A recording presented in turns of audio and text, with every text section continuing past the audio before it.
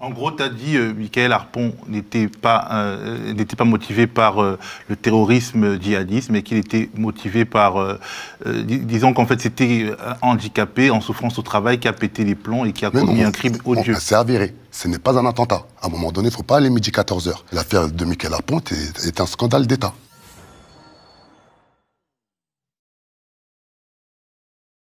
On a dit comme quoi Michael Harpon n'était pas un terroriste animé de revendications religieuses, mais surtout que quel moyen est alloué dans la fonction publique afin d'inclure les personnes en situation de handicap.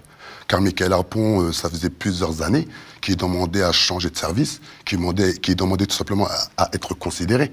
Et on a la chance, à travers le mouvement La Révolution est en marche, ça fait 3 ans on lutte afin d'accompagner les personnes en situation de handicap, surtout les sourds et malentendants. On a une page Facebook, on a plus de 7000 followers, on a plus de 2 millions de vues. Et c'est des sourds et malentendants qui nous ont contactés par rapport à Michael Harpon. Moi, le dimanche qui a suivi le crime atroce qu'on a connu à la préfecture de police de Paris, il y a une policière de la préfecture de police de Paris qui est venue chez moi à Aulnay-sous-Bois me dire comme quoi Michael Harpon n'était juste pas radicalisé. Elle nous a donné des informations cruciales. Et lorsque je lui posais une question hyper simple, est-ce que les policiers t'ont interrogé? Elle me dit non. Mais le pire, c'est le vendredi, lorsqu'elle est partie voir la psychologue, elle leur a dit clairement qu'elle est fâchée, car Michael Harpon, il a vécu de la discrimination qui a fait qu'il a pété les plombs, il a créé son autosuicide. Et derrière ça, 4 personnes qui sont mortes.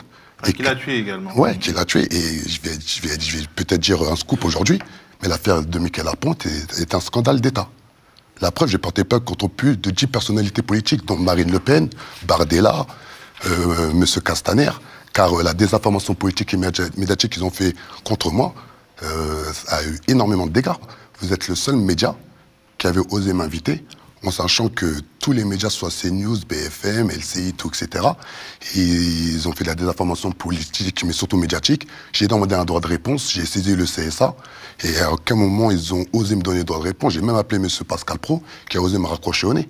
C'est incroyable. Et aujourd'hui, si dans un pays de droit, on n'a pas le principe du contradictoire, mais surtout on n'a pas notre droit de réponse, aujourd'hui on va tout droit dans le mur. Et heureusement, il y a des médias comme le vôtre qui me donnent l'opportunité de pouvoir exprimer les tenants et les aboutissants.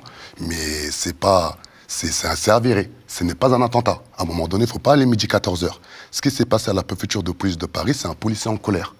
Je ne sais pas, il y a un mouvement qui s'appelle le mouvement des policiers en colère. Et il y a plus de 70 policiers sans compter les gendarmes qui se sont suicidés cette année.